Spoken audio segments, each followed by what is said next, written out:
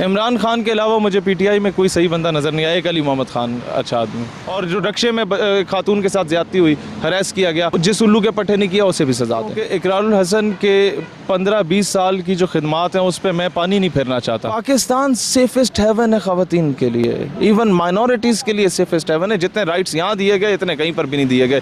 अगर इतने ही राइट्स होते ना मगरब में तो उनके ID कार्ड पे उनके वालिद साहब का नाम लिखा होता। उन्हें यह नहीं पता होता डेविड मैक्रोन साहब को कि मोहल्ले में रहने वाले 600 बंदों में से किस किस ने उसकी वालदा को शर्फ बख्शा है कि वो इस दुनिया में तशरीफ लाए हैं। बीच में एक चंद लुच्चे लफंगे हर जगह पे होते हैं इस तरह की हरकतें करने वाले। उसका हल यही है कि ज़ियाउल हक के दौर में धोबी घाट का मैदान फैसलाबाद में लगा करता था। स्कूलों से छुट्टियां मिलती थी लोगों को, सरेआम फांसियां होती थी ऐसे लोगों को जो बच्चों और औरतों के साथ ज्यादती करते थे। जब आप ये काम कर लेना 1-2 बार, अगले 10 साल तक अगर किसी ने खातून के साथ ज्यादती की तो आगे मेरा गिरबान पकड़ना।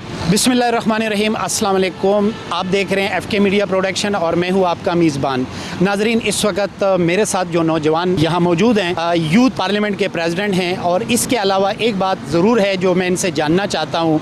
अगर पेशावर में गाज़ी फैसल केस आता है तो आप सबसे आगे होते हैं। इस्लामाबाद में ख़वातीन मार्च होता है तो आप सबसे आगे होते हैं। इस्लामाबाद में कायद-ए-आज़म मोहम्मद अली जिन्नाह की तस्वीर के साथ उनकी बेहुरमती होती है तो सबसे आप आगे होते हैं। इसकी वजह क्या है? आप क्या करना चाहते हैं?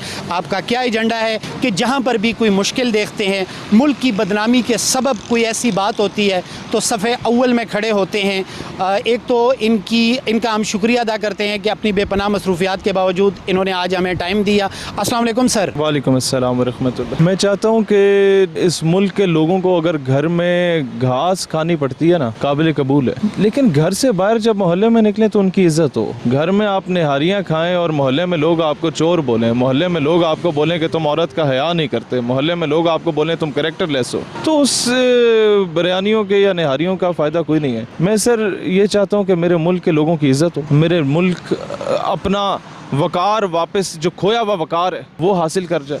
जो लाखों लोगों ने शहादतें दी थी at the time of partition, उसको ज़ाया ना किया जाए। और मैं ये चाहता हूँ कि यार मुझे इस मुल्क ने आज़ादी दी है, मैं गाय ज़बा कर सकता हूँ, मैं आज़ाद फ़ज़ा में जी सकता हूँ, मैं जहाँ जाना चाहूँ मैं जा सकता हूँ, तो कुछ मेरा हक भी बनता है।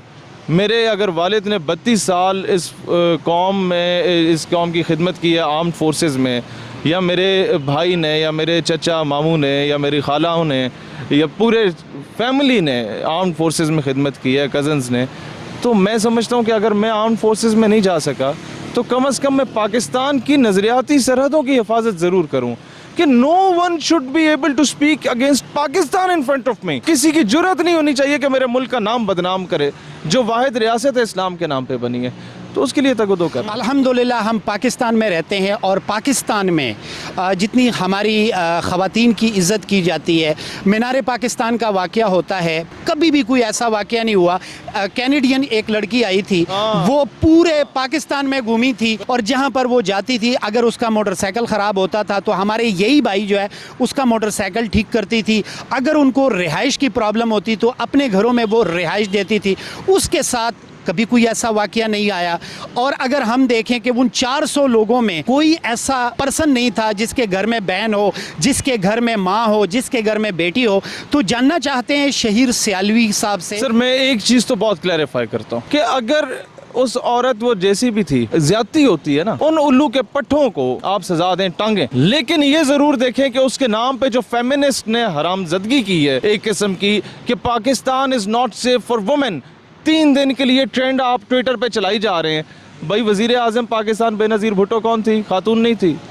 आपकी स्पीकर कौमी असम्बली फहमीदा मिर्ज़ा कौन थी? खातून नहीं थी। अरफा करीम दुनिया में IT की फील्ड में बेहतरीन नाम कमाने वाली खातून नहीं थी। मरियम मुख्तार जो आपकी फ़ीमेल पायलट थी, खातून, हमारी बहन, अल्लाह उसके दर्जात बुलंद फरमाए, शहीद हुई। उसके अलावा आप देखें आर्मी में ख़वातीन, नेवी में ख़वातीन, एयरफोर्स में ख़वातीन, डॉक्टर्स सबसे ज़्यादा ख़वातीन माशाल्लाह। आप चले जाएं टीचिंग की फील्ड में सबसे ज़्यादा ख़वातीन। अगर वो सिक्योर है तो ये नौकरियां कर रही हैं ना। बीच में एक चंद लुच्चे लफंगे हर जगह पे होते हैं इस तरह की हरकतें करने वाले। उसका हल यही है कि ज़ियाउल हक के दौर में धोबी घाट का मैदान फैसलाबाद में लगा करता था।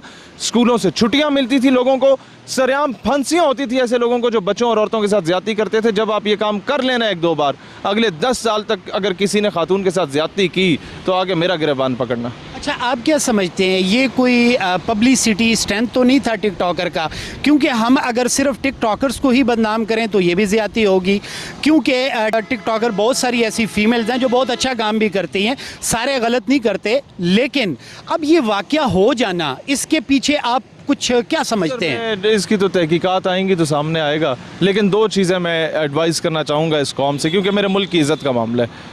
लड़कों को ये मेहरबानी करें कि अगर आप गली मोहल्ले से बाइक पे आप सिलेंसर निकाल के जा रहे होते हैं ना, औरतों को हरास कर रहे होते हैं, तो ये याद रखें उस गली से आपके माँ बहन ने भी गुजरना है, वहीं से कपड़े ख़रीदने के लिए, वहीं से चीज़ें लेने के लिए।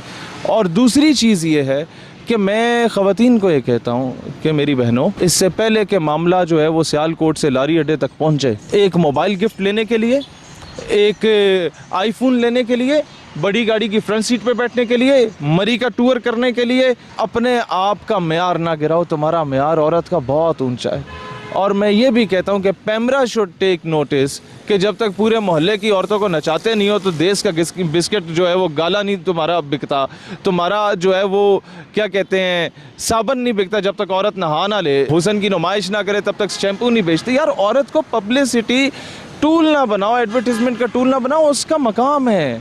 औरत के कदमों तले जन्नत रखी गई है। और फिर माँ बाप ने अपने जेवर बेचे। सर, आप भी गांव से ताल्लुक़ रखते हैं, मैं भी गांव से ताल्लुक़ रखता हूँ। मैं जानता हूँ कि सेल्फ मेड फैमिली क्या होती है। लोगों ने अपनी गाय भैंसें बेची अपनी बेटियों को पढ़ाने के लिए। वो लोग 20-20 साल बाहर नौकरियां करते हैं, साल में एक मरतबा 2 हफ्ते के लिए पाकिस्तान आते हैं कि उनकी बेटी शहजादियों की तरह जिए। उनके लिए आज ये नारा लग रहा होता है फेमिनिस्ट की जानिब से कि मर्द से लेंगे आज़ादी। किससे? बाप से लेंगे आज़ादी। जो बाप बेचारा 2-2 टके के बंदों की बकवासात सुन रहा होता है तुम्हारे पीछे। शोहर से लेंगे आज़ादी, उस शोहर से जो सुबह अलग नौकरी करता है, शाम को अलग नौकरी करता है, फॉर यू। भाई से लेंगे आज़ादी, जो टिटका सा होता है और तुम जवान होती हो और बाजार में उसके साथ जाती हो तो सीना तान के जाता है कि किसी की जुर्रत ना हो कि मैली नज़र उठा के मेरी बहन की तरफ देखे, उससे आज़ादी। तो इस वाक़ये को आर्ट बना के जो फेमिनिस्ट ने रोल प्ले किया वो बहुत ही पैथेटिक है। मेरे मुल्क को बदनाम किया गया। हमारे मुल्क का बहुत ही नामवर होस्ट है, एंकर पर्सन है, बहुत फेमस है। उसकी एक बात मैंने भी सुनी और उस लड़की के घर गए थे और वहाँ पर उन्होंने एक जुमला कहा था कि मैं खुशनसीब हूँ कि अल्लाह ताला ने मुझे पाकिस्तान में रहने के लिए बेटी नहीं दी। आप इस जुमले को, इस बयान को किस तरह देखते हैं? देखिए, सबसे पहले तो मैं एक बात कहूँ कि इकरारुल हसन के 15-20 साल की जो खिदमात हैं उस पर मैं पानी नहीं फेरना चाहता, लेकिन जहाँ तक ये स्टेटमेंट है ये उन्हें नहीं देनी चाहिए थी। यूरोप में औरत के साथ ज्यादती होती है तो कोर्ट रेपिस्ट को छोड़ देता है कि जनाब ये अगर रेप ना करता तो मर जाता, ये नशे में था, इसने कर दिया। पाकिस्तान में 6 दिन से पुलिस हरकत में आई हुई है, कानून है। हाँ, इम्प्लीमेंटेशन में इसमें नो डाउट देर हो जाती है। फिर इंडिया में हिंदू फौजी उठ के एक कश्मीर की बेटी के साथ ज्यादती करता है, 60 साल की बच्ची के साथ, और सारे जो एक्सट्रीमिस्ट हैं शिवसेना के, बाल ठाकरे के, मोदी के लोग, वो सड़कों पर निकल के एहतजाज करते हैं कि इस रेपिस्ट को रिहा करो। ये तो एक मुसलमान बच्ची थी, कश्मीरी थी, क्या हो गया? यार, पाकिस्तान सेफेस्ट हेवन है ख़वातीन के लिए, इवन माइनॉरिटीज़ के लिए सेफेस्ट हेवन है। जितने राइट्स यहाँ दिए गए इतने कहीं पर भी नहीं दिए गए। अगर इतने ही राइट्स होते ना मगरब में तो उनके आईडी कार्ड पे उनके वालिद साहब का नाम लिखा होता। उन्हें यह नहीं पता होता डेविड मैक्रोन साहब को कि मोहल्ले में रहने वाले 600 बंदों में से किस किस ने उसकी वालदा को ये शर्फ बख्शा है कि वो इस दुनिया में तशरीफ़ लाए हैं। तो वो आके ह्यूमन राइट्स की बातें हमें सिखाएं मगरब वाले, तो मैं समझता हूँ हमें हंसने के अलावा और कोई मौका नहीं मिलता कि ऐसी कोई हरकत ना की जाए कि जिससे आपके मुल्क का एक नेगेटिव इमेज दुनिया में जाए, जिससे लोग आपके लोगों पे हंसें, जिससे लोग आपके मुल्क की कुर्बानियों का जो है ना वो मजाक उड़ाएं। और फिर आज से 15 साल के बाद भी अगर हम इंडियन मीडिया के सामने बैठ के टाकरे में बैठे होंगे, उन्हें शट अप कॉल दे रहे होंगे, मुसलमानों के साथ ये हो रहा है, औरतों के साथ ये हो रहा है, वो 15 साल बाद भी यही वीडियो लाएंगे। हम क्या बोलेंगे? पब्लिसिटी स्टंट था, ये क्या बोलेंगे कि जनाब ये स्टूपिड लोग थे दोनों तरफ। मतलब बेड़ा गर्क तो कर दिया ना हमारे मुल्क का इमेज का। तो अभी जो फोकस होना चाहिए sir, I think that should be कि पाकिस्तान का जो असल अच्छा इमेज है वो दुनिया को दिखाए। मुजरिमों को अगर गिरफ्तार किया जाए, इस वक्त इमरान खान साहब की गवर्नमेंट है, मुजरिमों से कायदे आजम की तस्वीर के नीचे जो 2 तवाइफ नुमा लोग तस्वीरें बना के गए हैं बरहना हालत में, 3 हफ्ते हो गए उन्हें नहीं पकड़ा गया। सर क्यों नहीं पकड़ा गया? बड़े बाप की औलाद थे, क्या था, बड़े कॉलेज से पढ़े, क्या हुआ, लाहौर वापस चले गए, क्या वजह? पकड़ो ना सजा देते, मेरा नहीं ख्याल है इस तरह का वाकया पेश आता। जैनब के कातिल को सरेआम फांसी देते, ये वाकया पेश ना आता। मोटरवे पे जो हुआ उन लोगों को सरेआम फांसी देते, मेरा नहीं ख्याल है ये होता। और इसके बड़े ज़िम्मेदारान में वो लोग भी हैं जिन्होंने अली मोहम्मद खान की करारदाद की मुखालफत की थी। हर पार्टी में मौजूद हैं ऐसे लोग लिबरल माइंडसेट के जिन्होंने कहा कि जी सरेआम फांसी नहीं होनी चाहिए, ह्यूमन राइट्स की वायलेशन है। तो भाई औरत के साथ ज़्यादती ह्यूमन राइट्स की वायलेशन नहीं है? बच्चे के साथ ज़्यादती, बच्ची के साथ ज़्यादती, किसी को नहीं बख्शा, वो ह्यूमन राइट की वायलेशन नहीं है?